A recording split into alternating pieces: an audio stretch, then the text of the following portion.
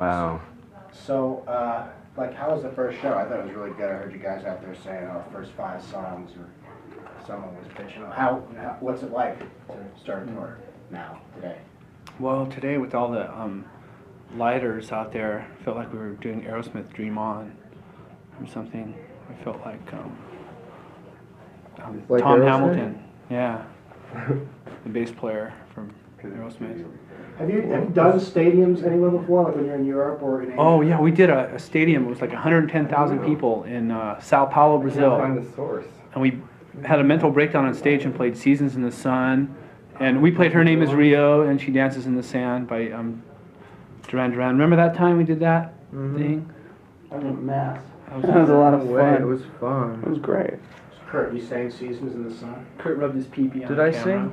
Yes, I did. I don't know the words. But Played drums too. one of the only singles I can remember from my childhood that What's I used the- to cry to. What's the best lyric in that song? It's though? such an emotional song. It was like the best lyric.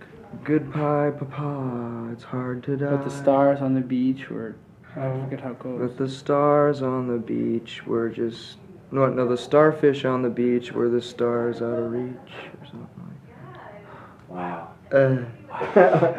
What do you mean? The wow really made Don't you get it? I don't know. 'Cause all I know is that there's a better song on the B side of that single called "Put the Bone In." It's about a guy's dog who gets hit by a car, and they ask him to put the bone in the grave with the dog. Did you see the new flip side of Gigi Allen's funeral in it? No. Yeah. He's sitting there. It's all bloated. And Yeah. Sitting there. Open casket? Yeah, and he's got a jock strap on that says "Eat Me." And we put a Walkman on Gigi's head so he can listen to some tunes on his way to the grave. He probably had "Nevermind" on there. So, Dave, you're saying you're playing, and so all of a long, sudden silly boy. you look up and you see yourself on the big screen. Is that sort of like you stop and you look and go, oh, or how is I that? just kind of felt like I was a fucking hockey player on a big screen with a Budweiser sign above it. I don't know, it was funny. I noticed that Reba McEntire's playing here pretty soon. Ah. I saw that on the marquee. Can't miss that. That's when you look to the sound man and he puts all this echo on your toms and you go doo doo doo doo doo doo, and everyone's like, Well, see, what I was trying to do, but you guys didn't have enough ESP. I was trying to get up when I was standing on top of the PA speakers on those columns. I was trying to do a solo, like arena rock solo. It was the Led Zeppelin solo. Yeah. Did you notice it? Yeah. Heartbreaker. oh, I picked up on that. I don't know how to play it, but I picked up on that in God. Sao Paulo, and I started was do impressed. do do do do do do do do. It was like I don't totally know. awesome. What can you do when you're in that kind of situation? You know, I thought I'd one last time test the audience to see if I could jump into it, and I failed. It's not working. It just, and I stood there for a long time, and I know they couldn't read my mind, but I was trying to, like, with my eyes, trying to tell them, don't hurt me. And just, can't you tell? I mean, haven't you read enough bitching from us for the last year that we're not rock stars, we're not trying to be, although we did display a lot of rock star things today. But One time although we are playing I don't like guys touching me. So, Kurt, when you fell, 'cause you didn't really jump that hard. You just sort of like laid down into them. I mean, what happened to you? They immediately just started grabbing for me, trying to rip my flesh off for souvenirs. Oh, I have a piece of Kurt's forearm. Frame it. I don't know. So, like, you have an arrangement with like your guys on the side of the stage that come lift me out. It looked like you were No. sort of playing while they're pulling on you and you're holding on to the guitar. Well, I think that's a reaction from the people that work with us to try to save me. When I do stupid things like that, they're never prepared for it. It wasn't like before the show I said I'm going to do that. I was really, for a long time, obviously I was contemplating whether I should do it or not, but I just wanted to try to do, because it used to be so much fun in clubs, reminiscing about the old days, but, I used to be able to jump out in the audience, and then the audience would, like, carry me all the way to the back. I'd, like roll around all the way to the back, and it was really fun, and it was like a celebration, like, everyone's jumping, throwing like me a up big in the air beach and ball. everything, yeah. Like a beach ball at an arena rock concert, but these kids just, some of them just don't understand that. They're not used to that, so all they know how to do is to tear people apart. So. not talking about clubs like the old days, but just the distance. I mean, it seems like I was looking. I think maybe from you to the audience is about 15 feet. Not quite that. Not Does that it much. feel distant? It does feel 15 feet, but it's not really 15 feet. It's about 6 feet. But what was your question? Look, do you notice? Is there a trade-off? You know, in playing in, I mean, you're playing arenas. Obviously, it's a lot of people. You know, what are the? You know, I want to hear you talk about the difference in the mind of the audience, how close you are from them, and can you see the people? You know, I mean, you can see the people who are catching off the spill lights, but 40 yards away, 400 feet away. I mean, you have a sense of that. Do you feel the energy? Is it great? Is it void? What's that? Oh yeah, I can feel it. I can sense it, and at certain times when the house lights come on during certain parts of the song, I can see everyone. Especially like I think Lithium's a good example because when we break into the distortion part, the lights turn on and I can see everybody jump up and down, and I realize that it's not only just the front part that I can see, but the whole audience, and it's great. I mean, there's nothing better than that much of a capacity of people, in tune with the band and giving off that much energy. It's just like a little club, but 100 times more. They were singing good too. There were times. Yeah, they always sing during Lithium, which is kind of neat. Yeah. Or if they don't speak English, they go, hey. That was English. No. Yeah, but I mean, like if you're in Timbuktu or somewhere, Kathmandu. Are you guys? Is this an arena tour? We're playing some Not really. theaters. It says arena on a lot of the shows on the itinerary, but they're like 5,000-6,000 seat places, They just say which that don't to really make us feel constitute like for we're arena. popular. Yeah, they just put arena down there so we feel better. 9:30 Club Arena. There's some mini, like in Worcester, it's got like a miniature Madison Square Garden. It's about 5,000 seats, but it's laid out like this. It's just shrunk. Did you guys think of playing smaller places? We did, and there was also like the reality of it too. It's like, Well, that's where we could. we wanted to for sure. I mean, we were determined about a year and a half ago after getting off of, the grueling tour that we had, that we wanted to play. Well, first of all, we were going to put out a record that would completely, ruin our reputation, and only a few thousand people from every city would show up. But that wasn't the case, and then we realized that because of the production costs and because we have to bring our own lights and our own PA and all that stuff, it costs a lot of money. And if we were to just play like venues and clubs and stuff, we'd be totally in the hole. We're not nearly as rich as everyone thinks we are, so you have to try to play as big a place as you can if you're using this kind of production. I mean, we actually have we have a couple mannequins on stage, which nothing compared to a big inflatable monster, or an Eddie from Iron Maiden, but. So do you have like backups? I said, took some shots at the one. What? Anatomical stuff usually isn't too cheap. When you were smashing the Well, one they can up, glue it back together. Yeah. It comes together, well, it looks glued together. I Duct guess. tape. Well, You're talking about audience. I mean, I seem to remember you guys talking at some point about when you get an audience larger than a certain size, you start attracting people that maybe isn't your audience. Remember the bass player in Jane's Addiction going off about at Lollapalooza, there are always people that never want to play to, coming to his shows. Is that something that comes up for you? Is that, maybe that's an ugly question? And Well, it is an ugly question, but what kind of ugly answer can I give? I don't know, live, No, I just, Go ahead. it just seems like It you doesn't. just feed off of the crowd. It's live, it's not like you're sitting there vindictive or something, or like contemplative. You're there because you're concentrating on the song, and there's a lot of people there having fun, and it's just kind of like a reciprocal thing. I think the point that we're trying to put off in the beginning of when we were doing all those interviews when Nevermind was getting really popular was that we were really concerned with the people who wanted to come to see our shows and have a good time. We were afraid that there would be these fringe, mean type of people who don't really like the music, but just go to the shows to cause trouble. We didn't want that, and we didn't want to have like security to like beat up on people to keep them in line and stuff. But since we've had the experience and since we've played a bunch of shows like this, there hasn't been any trouble. So we're relieved of that kind of pressure. So that's the only concern that we really had, but it obviously translated into we hate our audience, which is bullshit. And there's a Yeah. meeting like before every show between our like road managers and the security people, and they're saying like some kid comes over the top. Anybody who gets too violent, you just grab a person and you just like sit them down and you walk them over to the side. Yeah, we you want to don't see push them or kick them or any kind of nasty violence whatsoever, because that just escalates and people see that and they get appalled. We see that, we get appalled. It just drags the whole show down. We've been in they had plenty said of spats, at the but- top of the show, it seemed pretty reasonable. They're saying like, if you come over once, they're gonna, carry it inside. They were saying you can come over twice. The second time they would eject you. But a lot of times they don't have any control over that. The kids don't have any control over that. They're being pushed over, So it's not their fault.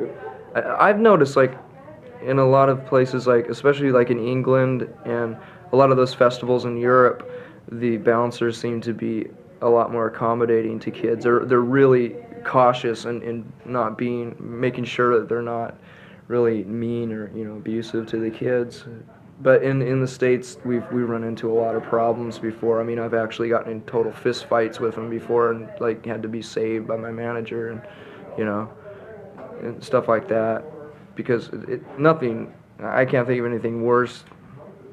There's nothing worse than seeing some kid getting beat up on just because he got pushed over the side, Plus just some violent meathead. come back to the audience question. I wanted to go to a different angle.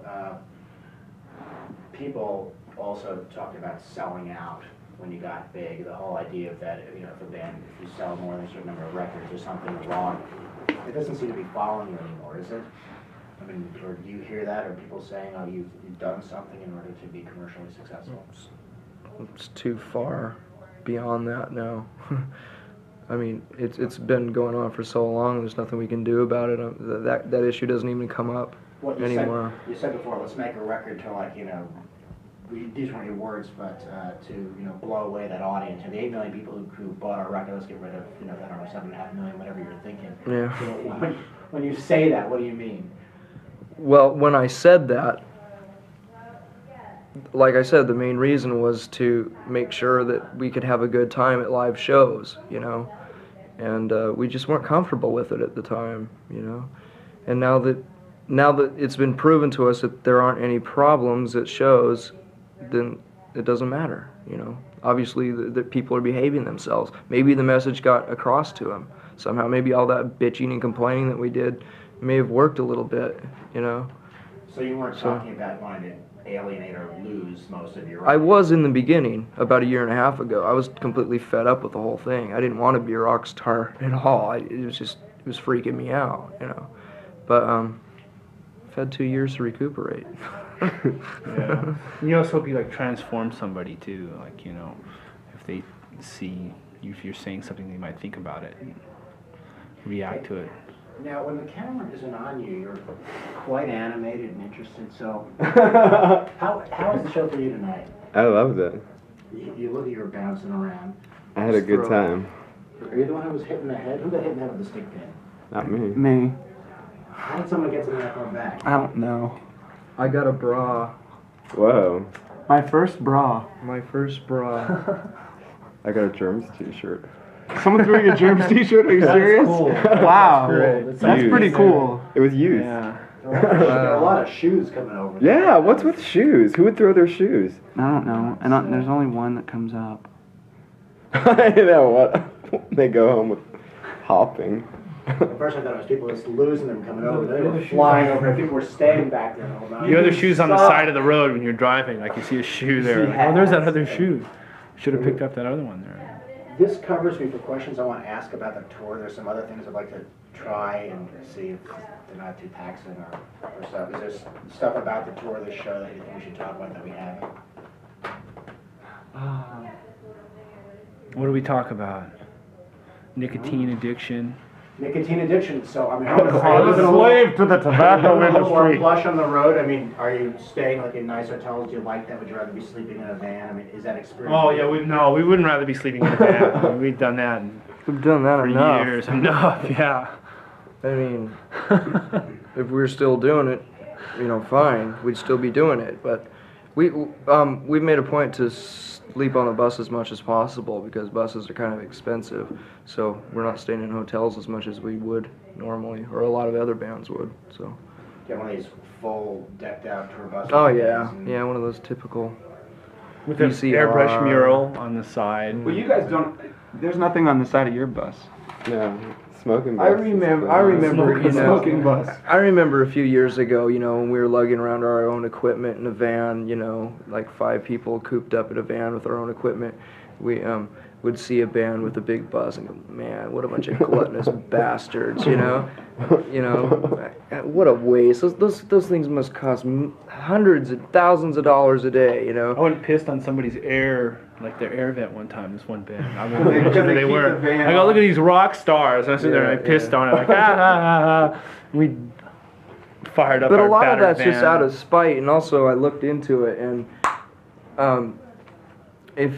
okay, how do I explain this? If we were to stay in a hotel every night, let's say we stayed in a van, we drove in a van and stayed in a nice hotel every night, it would equal out the same. If we didn't rent a bus and stayed on the bus most of the time. So what's the difference, you know?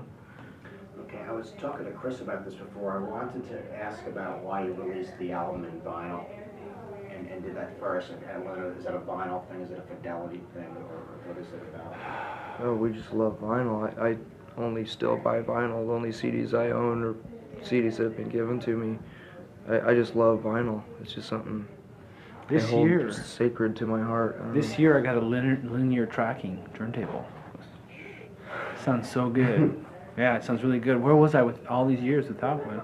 And it seems like there's this kind of like tone thing to vinyl. You listen to like the old ZZ Top records or whatever, the drums are really harsh. And now they remixed, like they reissued all these ZZ Top records. All the records are boom, boom, boom, boom. It's like terrible. Yeah, they're backing some stuff up with digital samples. So I asked because we did a story early this year about, you know, some people always saying, you know, Yeah, that was a great story. I saw that. I did Yeah. that. It's, And you used the Nirvana record as an Well, example. what happened was I was standing there and they're playing me these records that they're great mastered CDs and great pieces of vinyl. And I'm hearing Eric Clapton, this and that. I said, yeah, what would like Smells Like Teen Spirit sound like on a system like that? I'll never hear that, you know? And the guy goes, no, well, actually, and that was, because I was a cynic. I was like, you're a bunch of old cranks, you're full of shit. And there's just all sorts of, I'm not hearing this on $1 million system, like, you know, you Right. never hear this, but I stood up and said, this is a different mix. And it was just tremendous, and I went on to other things, but that was what we talked about in the piece, with the needle drop. Because it was And you just made such a fool out of Dave Mustang. Dave, well, That was Mustang. funny. It was Dave, hot though. What do you mean? Yeah. He like said his whole Fury thing. speech, and then afterwards that you They basically asked said, a lot of it. "What an idiot." I gave him a chance. I actually contacted him and said, you know, we did this thing, we had to do it before and after, so we could full. He was gonna take a swing at me. But there's like a technical reason why digital still doesn't sound as good. It could sound better than vinyl, but it doesn't. Right. And it's not gonna. Okay, One hit left. Incesticide, well, I'm also like a Shun and Knife person. I do the Shun and Knife piece every year, and you guys have supported Shun and Knife. You've been seeing t-shirts, you talked about them in the liner notes on Incesticide. And just for the next time I do a piece on them, I'd love to get a bite from you guys about like why they're great, and why people should pay attention to them if you're still fans. Oh God, how do you explain something as pure as that? I'm at a loss for words when that subject comes up. When did you first Because- hear them? A long time ago, when their first cassette came out on K Records. Maybe. There's just something, you know, when we took them on tour with us in England, it was weird because obviously probably 90% of the whole audience had never heard of them before, and instantly they were just taken in by them. They're almost crying, you know. You could just see everyone just like completely fucking amazed by them, you know. And it's just, I don't know what it is. It's just something that you can't explain. It's something that's really, really sincere and good. That blah blah blah blah. You can't put it in words. They're just really, really good. They're gonna come through in the fall to the States. We're trying to grab them again, but every time they do anything, we put them on. Okay, now we're gonna start getting one more serious question. Two sillies. Someone at the station is doing a piece on men wearing dresses in rock and roll this year, and they're mostly doing a RuPaul thing, but they asked me to ask you about why on stage would you choose to wear a dress? Comfortable. I don't know. I don't know. Just Rolling Stones wore dresses. it's nothing. Yeah, it's nothing new. It's been going on for years and years and years, and I don't understand why it's such an issue still. But it seems like when bands do it now, even when we do it, it's so exhausted, you know. I don't know. I personally like to wear dresses, and I wear them around the house sometimes, so whatever. The one dress I own, Courtney gave to me 10 Really? years ago. Well, she didn't give it to me. She left it at my house. She has I good kept taste in it. dresses. Excellent. Norma Kamali. Looks so good on me.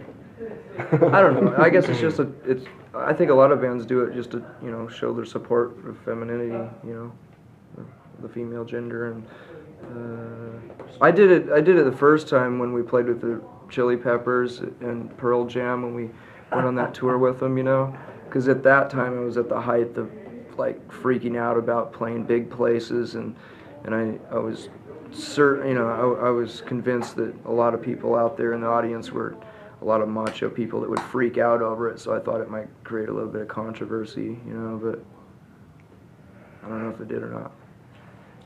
Two last questions. One, what was I told? I was told. That's a heavy question. This is, yeah. What do you mean, The second no? question is Frank Sinatra. I'll ask the second question first. We're having Frank Sinatra on the show, and we're asking people if they know who he is, care who he is, Wow. think he matters. Any Frank Sinatra? You know what I like about Frank Sinatra? It was like back in the 50s when Sammy Davis Jr. would show up at a hotel with like what were they called? The Rat Pack. The Rat Pack, and then the hotel people would be prejudiced against Sammy Davis Jr. and Frank Sinatra. The big boss man would walk up there and say, "Hey, listen, Sammy stays here." And they'd be like, "Okay, Mr. Sinatra." So I always respected that about him. They didn't want to get their heads blown off or something. I've never heard of him. I only like Harry Connick Jr. Yeah. Well, see, yeah. Well, you see, what else about Frank Sinatra that was good? Sammy Davis Jr. Did he do Shirley MacLaine? Okay. In another life.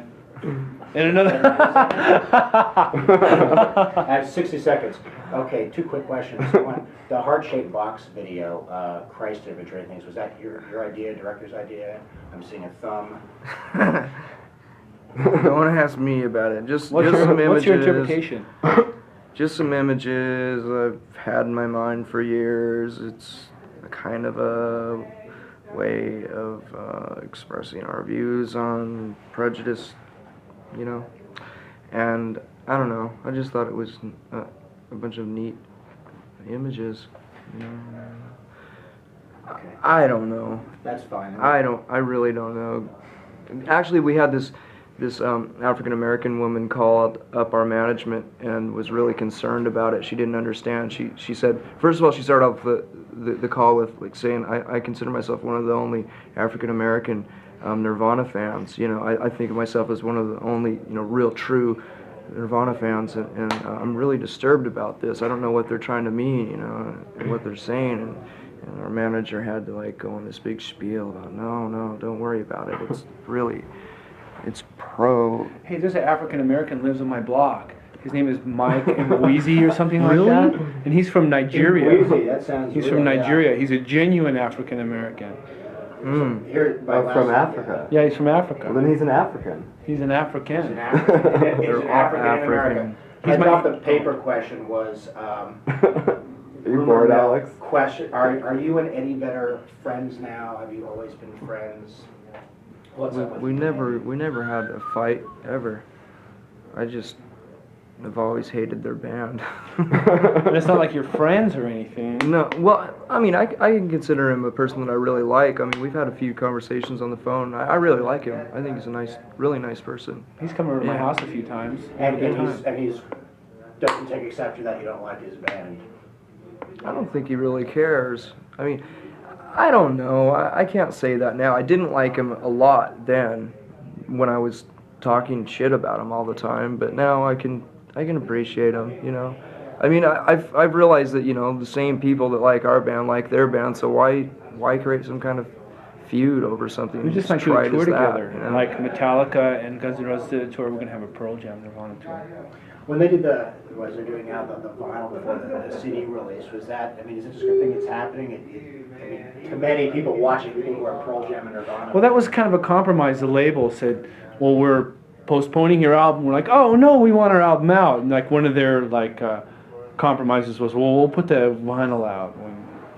The way it was, so it was like it wasn't really calculated. It was like vinyl love. Or, I just feel sorry for the kids that have to decide on what they should buy within these next 2 months, either our record or our concert tickets or Pearl Jam's record. You know, that's a lot of money for kids to shell out all of a sudden. I mean, I know I couldn't have afforded it when I was 15 or 16, you know.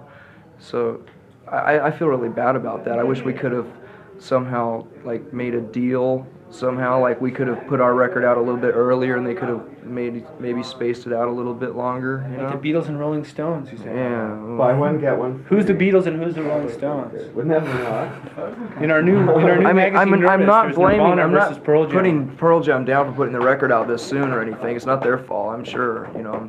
But it's just, I just feel sorry for the kids that have to, you know. They got put 4 up out the of money 4 for it. stars in USA Today.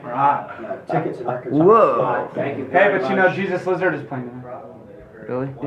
Where's Kennedy? Doesn't she do this So usually? clever on. No, she doesn't do this. Okay, bye.